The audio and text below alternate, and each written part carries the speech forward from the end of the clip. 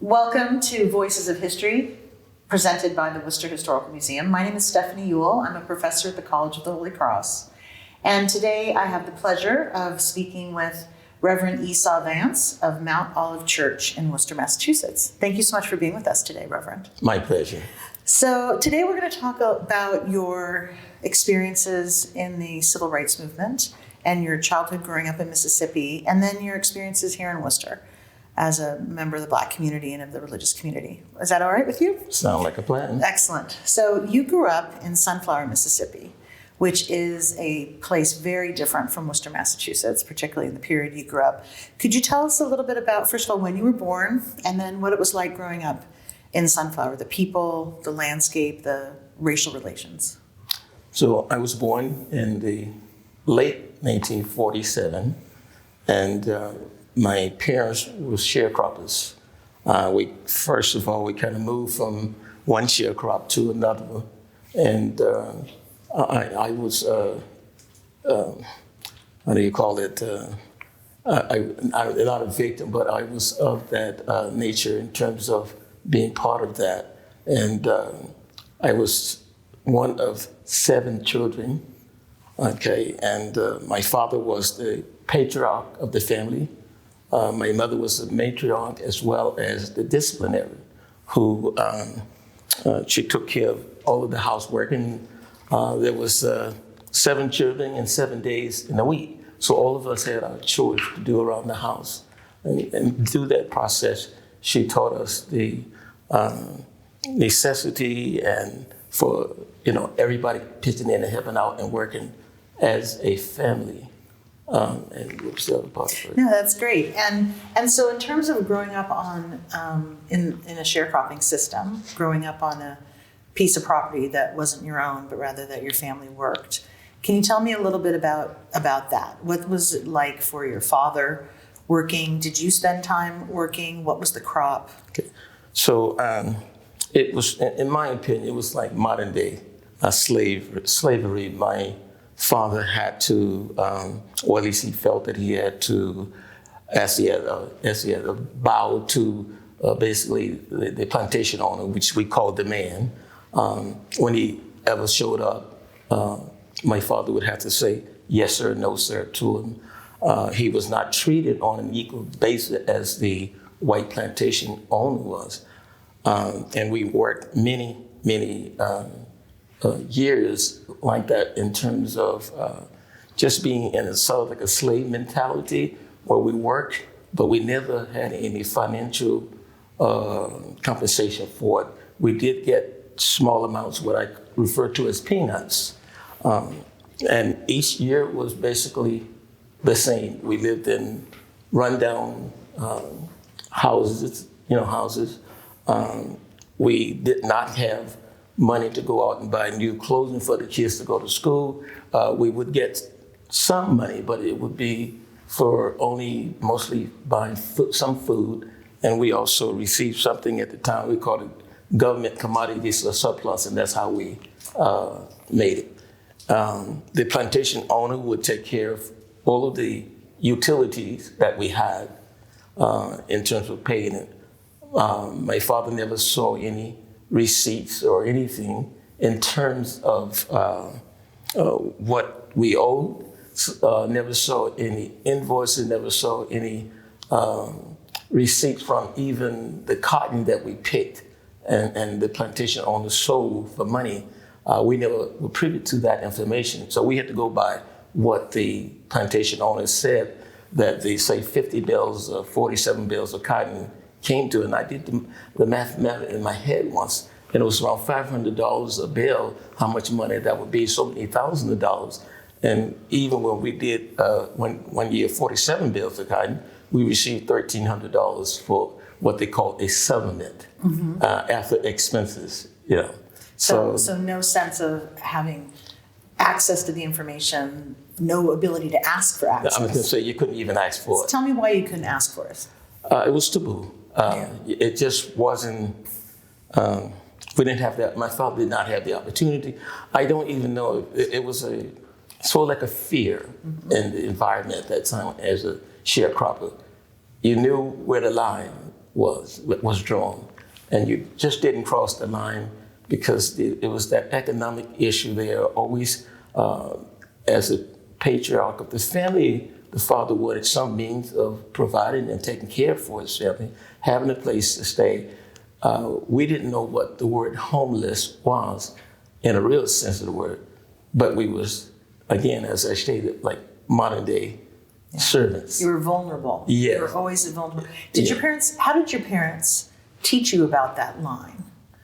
That line that you can't cross. Do you remember that at all? Any experiences? Well, we knew that we had to say yes, sir, and no, sir, no, ma'am, to white people. We knew we had to do that, especially the plantation owner. We knew that we had to use restrooms if we are in the public that says white only, color only. When we went to the doctor, if we ever went to the doctor, we knew which doctor office to go in. They had them separated by race, and the signs was all over the place, water fountains and all that. So they taught us how to not to cross that line because there was ramification for crossing that line. Yeah, dangerous. Dangerous, yes. Yeah. You could actually get arrested, or you could get hit, beaten by a policeman. Or worse. If they saw you. Yeah, you could get worse. You could get worse. I mean, Emmett Till Yeah. was murdered in Money, Mississippi, not far from Sunflower, and he was not much older than you. Yeah, I was just going to pick it back on and say that the worst would be if the police officer or white man told you to do something, and you was considered a mouthy Negro. If they use that word as opposed to the other one, then you could be given a night visit by the Ku Klux Klansmen. And did you know people that had happened to? I did not personally know, but I heard an awful lot of it, yes. And that's another way, those stories that are real are also a way to police people. Well, that kept us in check. Exactly. That's kept us in check. That's right. So it's all these different ways that people try to navigate that oppression. So you worked yourself in the fields, correct? Yes. So how did that work with being a child also going to school? It was very difficult. During the crop season, which probably started early, mid-spring, maybe a little early to mid-spring, and ended mid-fall, we would have to chop cotton in the spring to sometime late spring, early summer. Then late summer, early fall, we would pick the cotton. So during that season, the school was set up so we had summer school. That's when they call it laying the crop by, when the cotton is really getting mature for picking in the fall. We didn't have much to do then, so we would go to school. But during the time when school was there, when school was in session, we still had to work in the farms. So what we would do is go to field early in the morning, even before sunrise, at dusk. When we could see, we would go to the field and work, chop or pick cotton. We would get out of school around 2 o'clock in the evening. In the South, you got 4 to 6 hours of sunshine left before sunset, and we would go back to the field. Well, that created problem for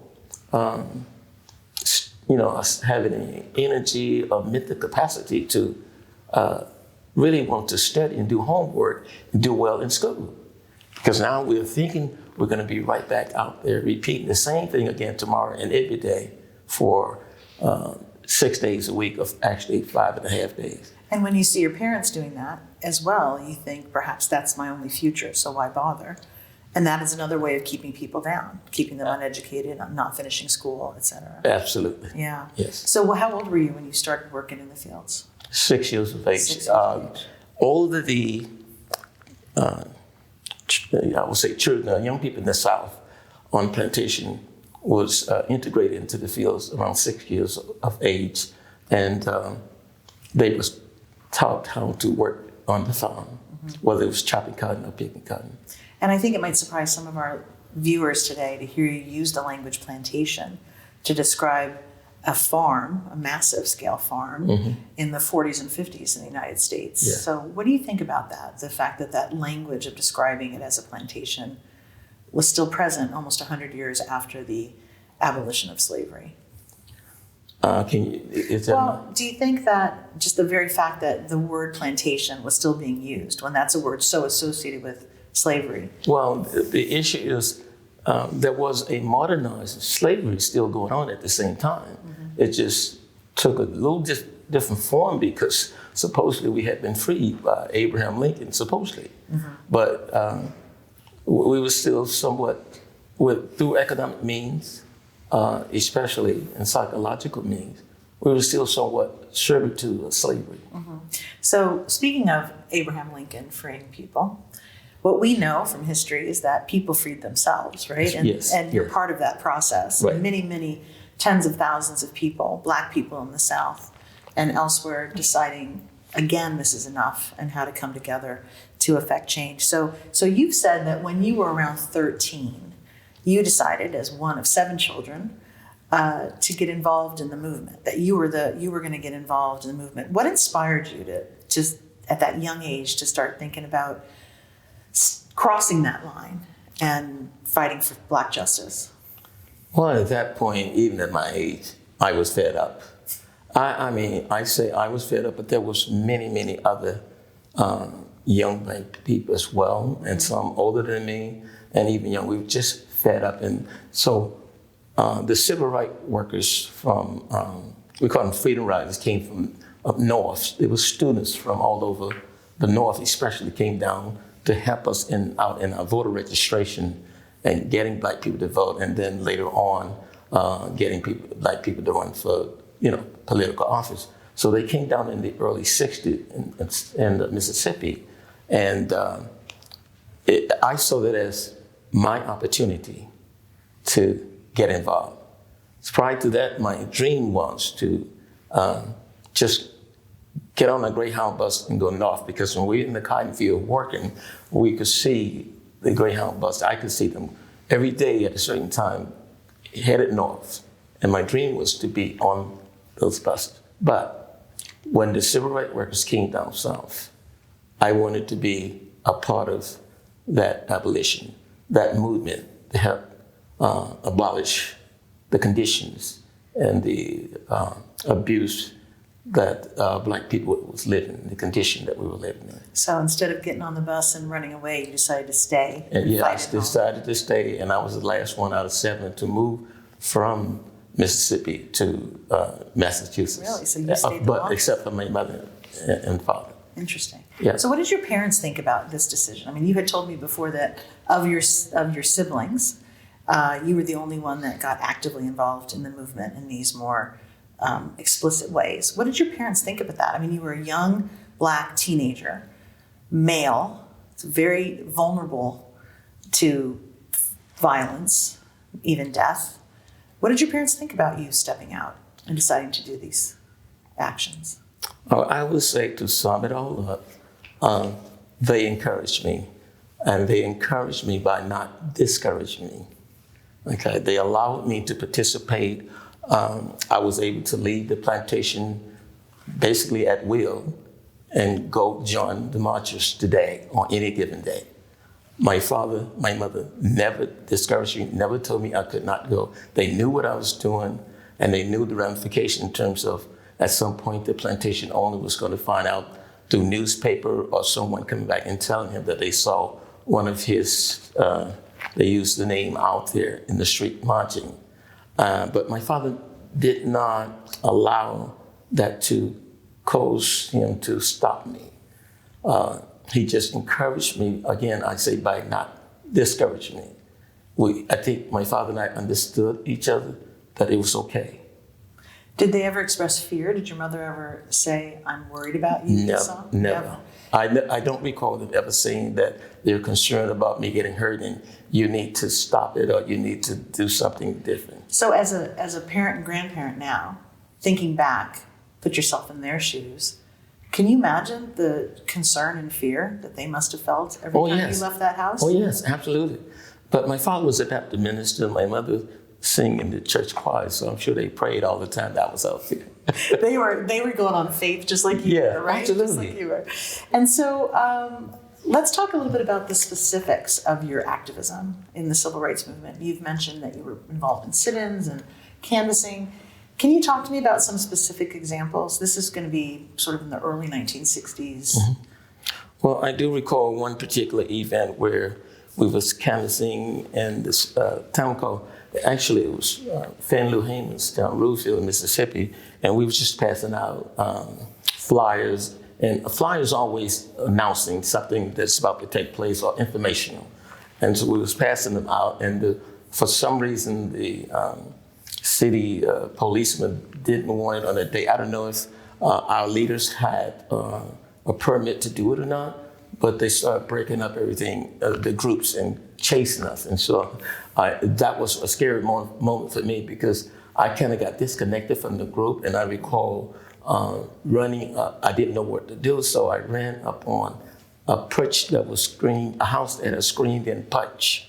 And the screen door was open, and I didn't try to go in the house, but I got behind the screen door, the screen perch, and kind of stooped down to hide from the policemen until they passed by. And I waited there for a while. Nobody heard me on the perch. I guess I was either in the house or wasn't in the house, because I never got any connection with anybody in the house. So when it was safe to move on, then I found my way back to get reconnected with the group.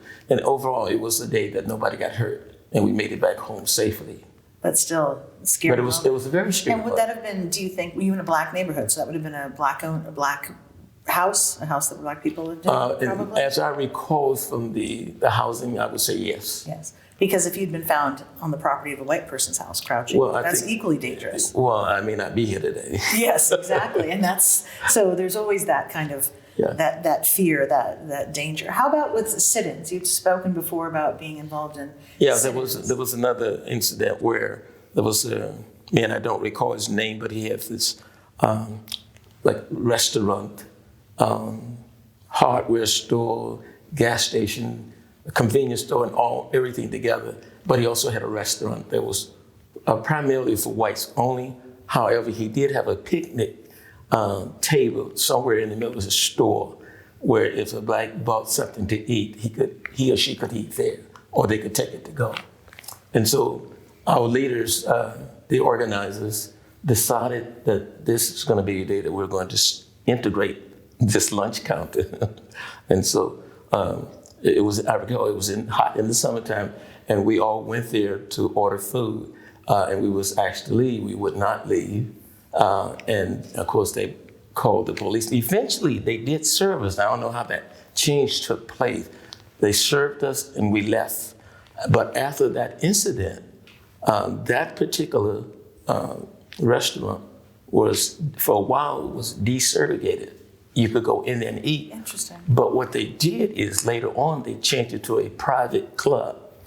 And you had to be a club member to eat. Even you, unless you were a member as a white person, you probably could not go in to eat, because now it's the club. So there's a clever way of getting around it was the law. Became a private club. Yeah, exactly. Exactly. Yeah. So when you were doing that sit-in, and you're sitting there as a young man, late teenager at this point. Yeah. Do you have any memories of what people were saying around you, of the reaction of white people around you, and what kind of violence you were experiencing in that? I don't recall any specific language, but it was always foul. Okay, and they would be intimidating, telling us what is going to happen to us if we don't get up and move on and get out. And they would use profanity in the process of doing all that. But I don't recall any specifics. So that's one of these examples where violence can take a lot of forms. Sometimes it's physical, sometimes it's that was emotional. psychological and emotional. Yeah, and that's another way of keeping the system in place, right? Yeah. But in that particular setting that I'm talking about, no one got beaten or hit by the police, right? Or hit with a billy stick or anything. Let's talk about an important moment in your career in the civil rights movement, which was in Indianola, Mississippi. Can you tell us about what took you to that place? Because you end up in Indianola. What group were you with? And you ended up being part of something that the Reverend Dr. Martin Luther King Jr. was present at. So I was born and raised up partly in Indianola. That's my place of birth.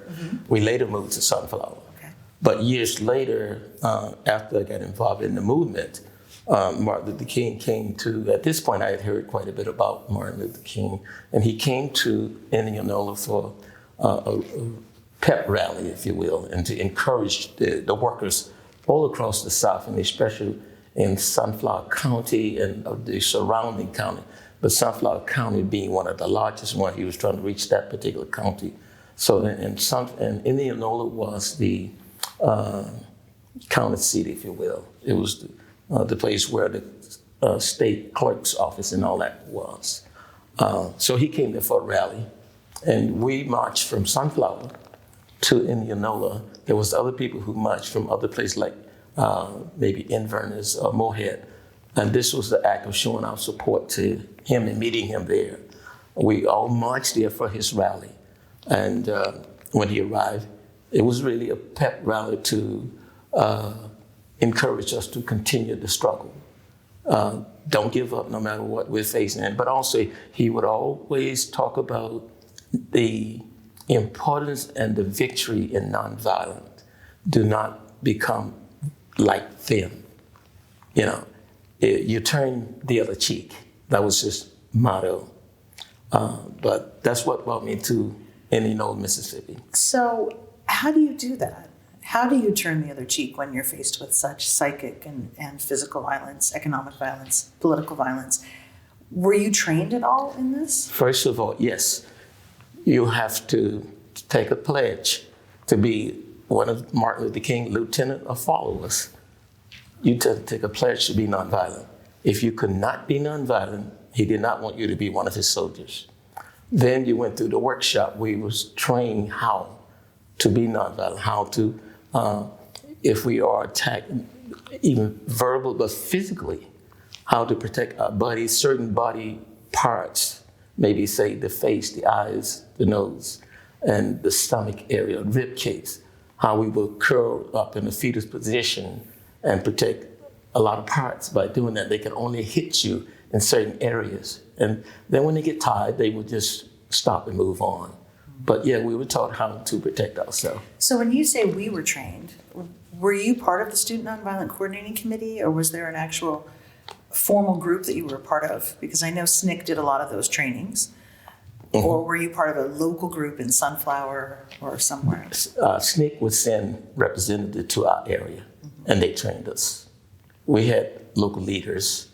I became a local leader, but before then, we had local leaders who would go off to, say, Atlanta and get training, or to some of the meetings, then they bring that back to our county. We was well organized. You were well organized. Yes. Did your siblings ever say anything to you, like, Esau, what are you doing? You're putting us all in jeopardy, or you're going to get hurt, or it's not worth it? You know, let's get on the bus and get out of here. They never said anything that I can recall. And later on, after that was, say, 1961, I was about 13. You know, you add 4 years or 5 years onto that age, my siblings began to leave and come to Worcester, New York. So a lot of that time, I spent it in Mississippi. They were not there, but 4 or 5 years of that time, probably around in 1866, 67, they were still there at that point, but they was leaving. Right, but not discouraging you actively. No, not at all. Yeah. So tell me a little bit, if you don't mind, about, so there's all this work that you did around voting registration for voting rights, and then in 1965, the Voting Rights Act is passed by Congress, but only because of the actions of you and your fellow civil rights agitators. Yes. It wouldn't have happened on its own. No one gave you anything. No. We had to fight for it. You had to fight for it. We still have to fight for voting rights. We'll talk about that later in the conversation. But what form did your civil rights activism or involvement take in the sort of mid-60s to early 70s before you came to Worcester, when you're still in Mississippi? Because that's a part of the story that a lot of people don't think about. They think the legislation happens and that's it. Mm-hmm. So can you tell me about what the movement kind of morphed into in those years for you? Okay, right prior to the passing of the Civil Rights Act, we had to mobilize people, the voters, the would-be voters, because there was that fear still there of, if I get involved, am I going to get kicked off the plantation? And my house going to be bombed? And a lot of times people did get their homes bombed, car bombing. And so we start having what we call mass meetings at a central location. We had a center in Sunflower where we would meet like on Monday nights, and people would turn out even from the plantation. Some of those individuals would come. There's town people would come to, but some of those people would sneak into town and come to those meetings. And they were being encouraged that our future, our change is in our hand, belongs to us. And if we do not fight for it, we'll never achieve it. So little by little, they began to come out and support the cause. They began to get involved in the voter registration process because people was afraid to go down to the city clerk's office to register. Because then you're identified. Yeah, and so we had to mobilize that campaign and get rides for people to go down. And we really didn't have protection per se to offer them, but we tried to encourage people, we're here for you. We would pick them up and take them to the voter registration place. Then once they got inside, they had to endure the hostility, the accountants on the white registered face who don't want to see them there, and all the psychological abuse they gave them, to try and prevent them from registering. And then there was a test for a while that they finally abolished. Right, before the Voting Rights Act, the literacy tests, right, which were really difficult. Yeah. And also But it changed all the time. They would change the test too. And the clerk had the power to say if you successfully interpreted. Yeah, exactly. Yeah, so it was rigged against all Black people. So we got that behind us, and the poll tax there to pay a certain amount to register. Got that behind us. Then we got start getting people to come in and actually register to vote. So the vote is as good as the vote that you use, is the idea. Yeah. So after this work that you did in Mississippi for about a decade, it sounds like at least, you decided to come north, and you came to Worcester in 1974. Can you talk to me a little bit about that decision to come north? Yeah. At this point, I had gotten married and had 2 daughters, a wife and 2 girls. And we had... to start getting Black people all across the South to start running for office. We were not where we wanted to be, but we were making some progress. And my focus at that point had to be more on my family, my wife, my children, and what do I want to do for me now in terms of a career. I had attended Coahoma Junior College in Mississippi, went to, they call them trimester, which is 3 months for each trimester, and I dropped out. So when I came north, I wanted to further my education. So that was one of the reasons why I moved here. But what really motivated me to moving here, I think I said earlier I had relatives living here, and I came up in '74 in June on vacation. And when I came up, I met a pastor of the church that I now pastor. And that was in June. And I said to this pastor, I'll be back in the fall and become a member of your church, give my life to Christ and become a member of your church. And I'm sure he probably said, oh, yes, sure. Yeah. I'm not going to see this guy again. But that was part of my dream and vision that I believe God gave me at the time. And that was in June. In September, I was actually back here 3 months later. Part of the Mount Olive Church? Part of Mount Olive Church. So it was the church. It was economic condition. It was my desire to finish my education. And overall, I believe that to a certain extent that racial relation was better. Job opportunity would be better. To go back to school would be a little easier in terms of getting the money. And in the South, they had just started getting used to the idea of interracial school, even at the college levels. And I did go to an integrated school, a college there for a while that had been integrated, and it was really challenging and difficult for Black students, even though they had primarily all white teachers. It's not that way today, but at that time they did. So again, if I have essay answer is subjective in terms of the teacher whether they want to give me a D or an 8 for that answer. Right. So right. that's what we had to.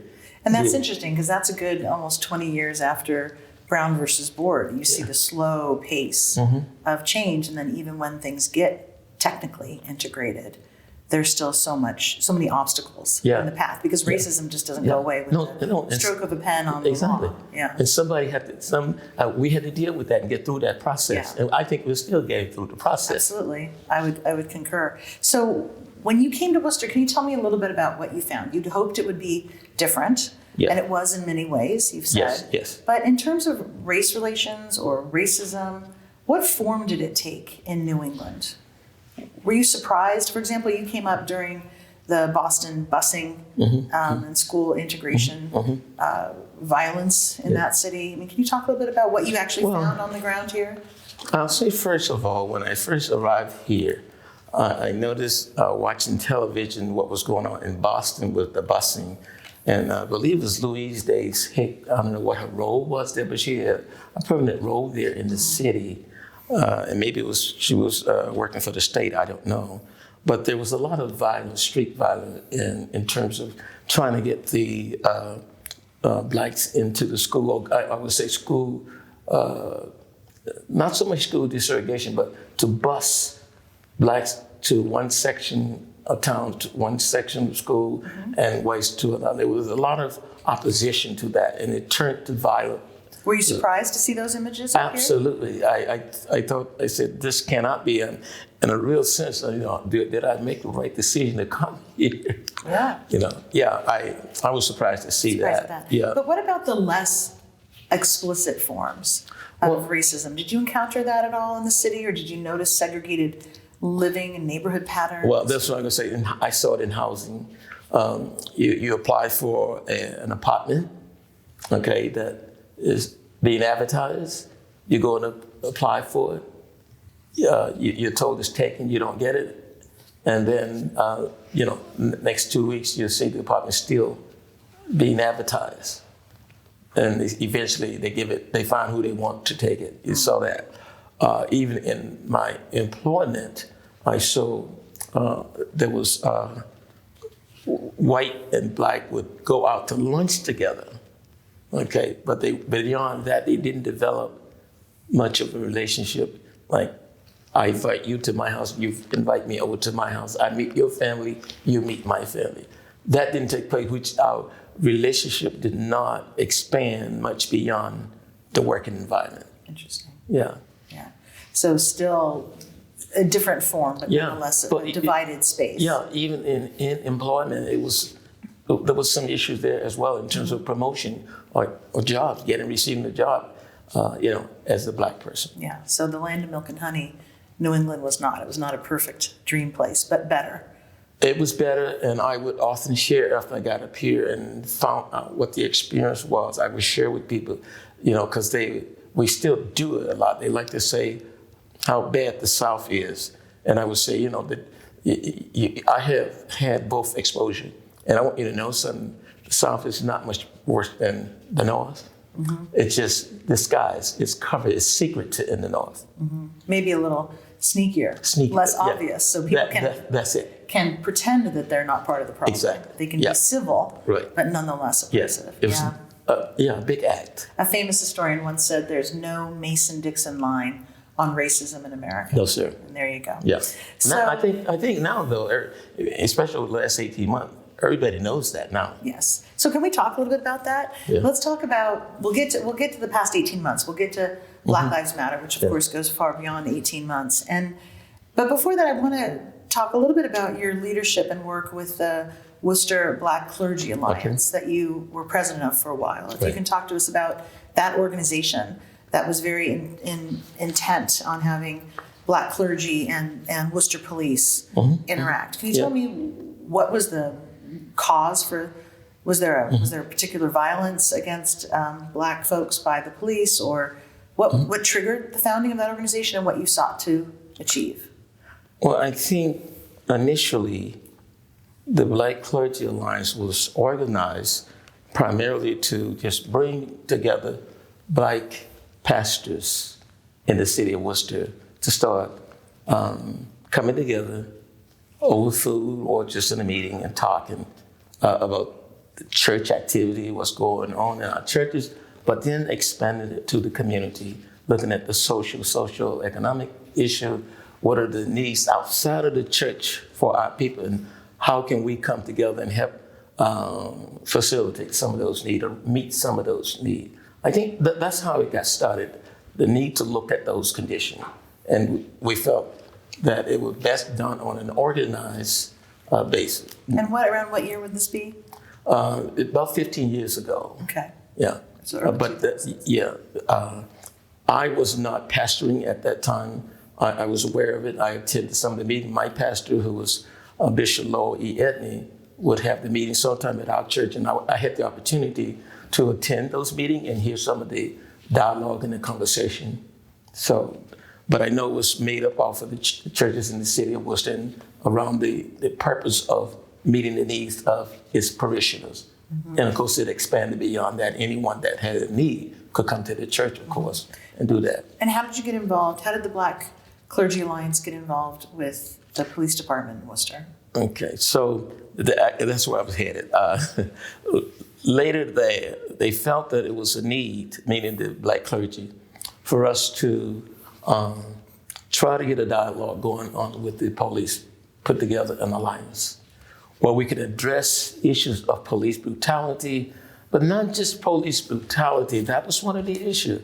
But there was sometimes issue where the Black preachers need to address in terms of Blacks who did not show the necessary respect for the policemen that they needed to show, mm-hmm. and not perpetrate crimes on their own people. And so the way we felt that we could do this is let's come together and talk about it. Then we'll just start brainstorming, throwing things out, and put together a charter or something that can guide us in our efforts. And so even to this day, we're still having those meetings once a month, except for with the virus, the COVID virus kind of changed that a little bit. Mm-hmm. But we are back now having those meetings, and I think we were actually doing them in person now. But for a while, it was a couple of months we did it, mm-hmm. In person. But again, there was several incidents, and I don't know the specific of them right now, where with the city police department in Worcester, there was some incidents that happened in the city jail, or someone getting hurt or beat up or whatever, and that came to our attention. There has been a policeman who, I don't know if it was a Black police officer who he ran into some problem with the Worcester police, and I don't know who's at fault, but he came to the Worcester Black clergy and asked for help. Talking about discrimination within the force, yes, and those kind of struggles. Right. Yeah.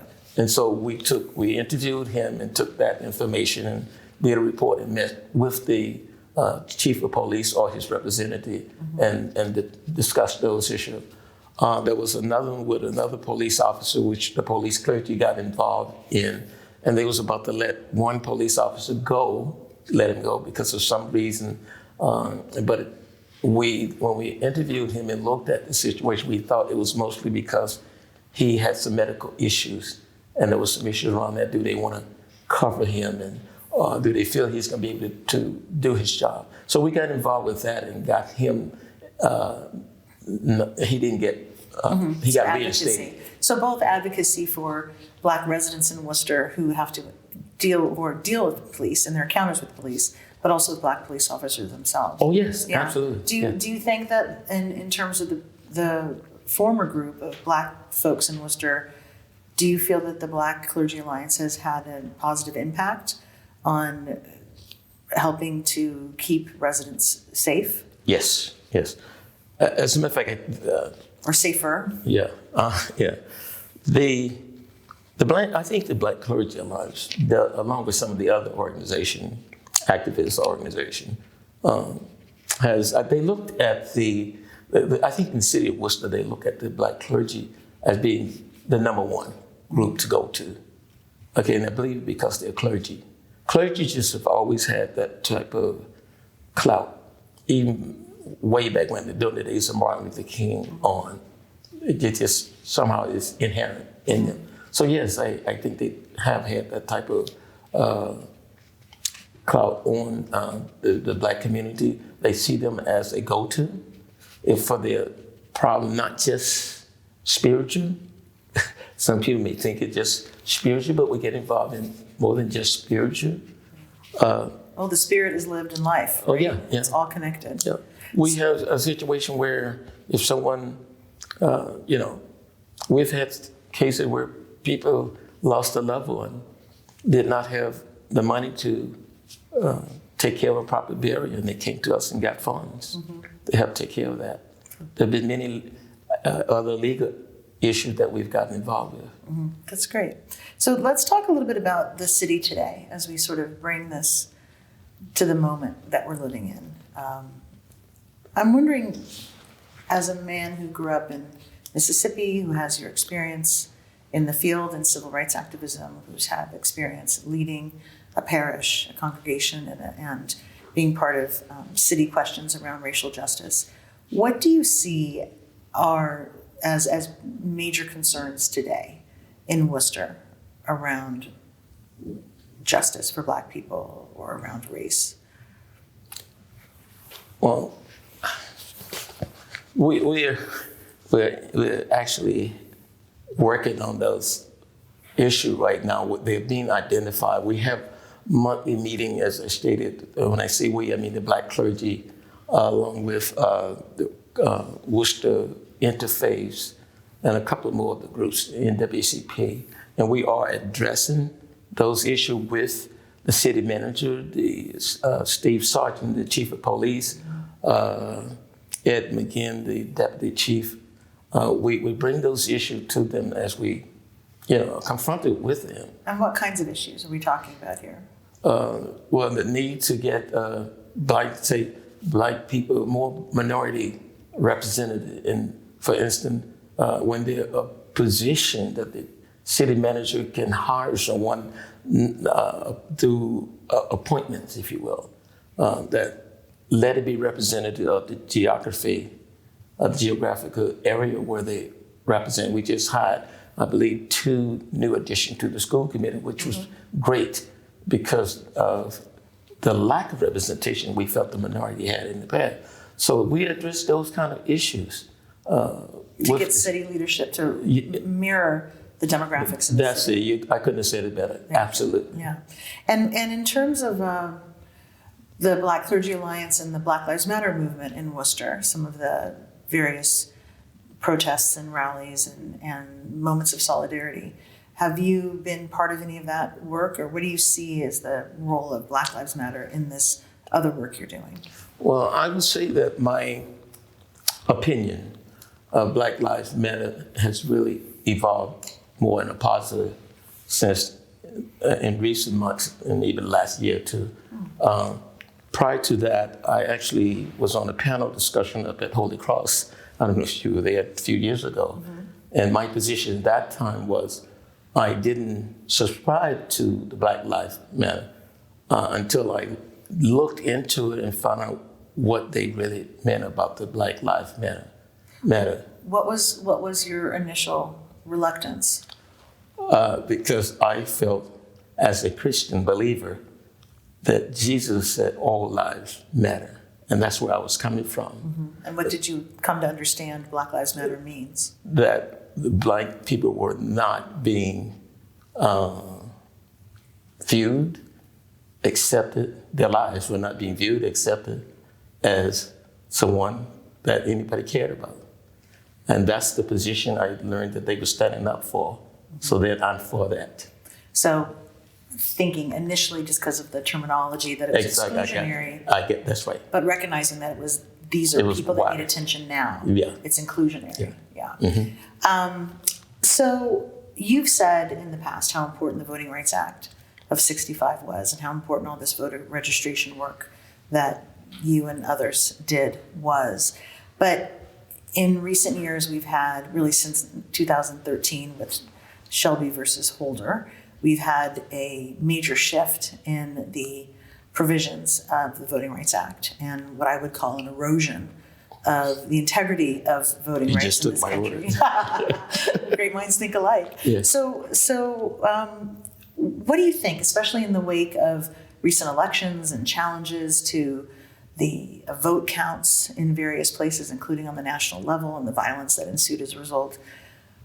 What do you think about voting rights right now? What would you want people to hear, you who are part of the voting rights activism at a key moment? What would you want people to hear from you about this problem?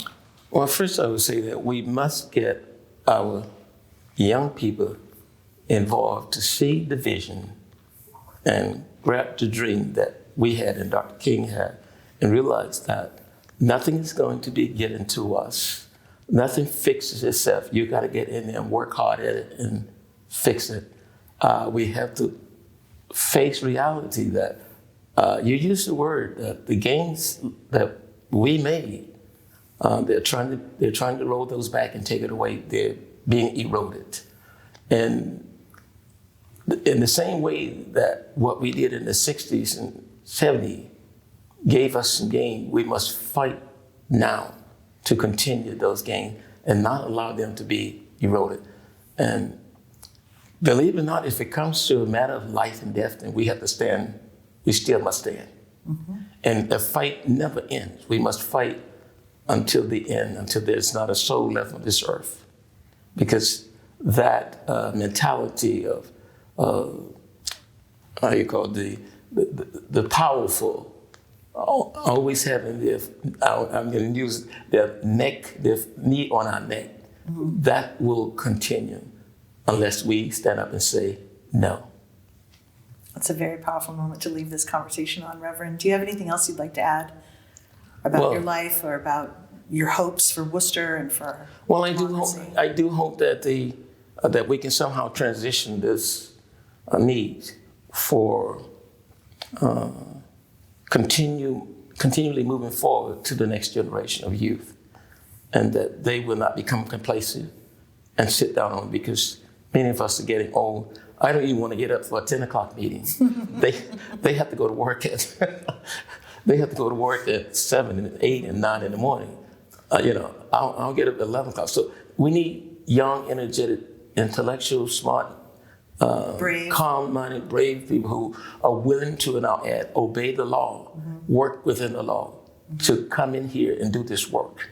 Or, as Martin Luther King said, I wonder if you would agree, or break an unjust law, which is a lot of what Black Lives Matter is trying to do. Exactly. Well, that's what I'm talking about. They are the youth. Yeah. Yes, absolutely. Absolutely. Thank you so much for sharing your story with us and your time. You bet. And your insights. It's been a real pleasure, Reverend. Same here. Thank you. God bless.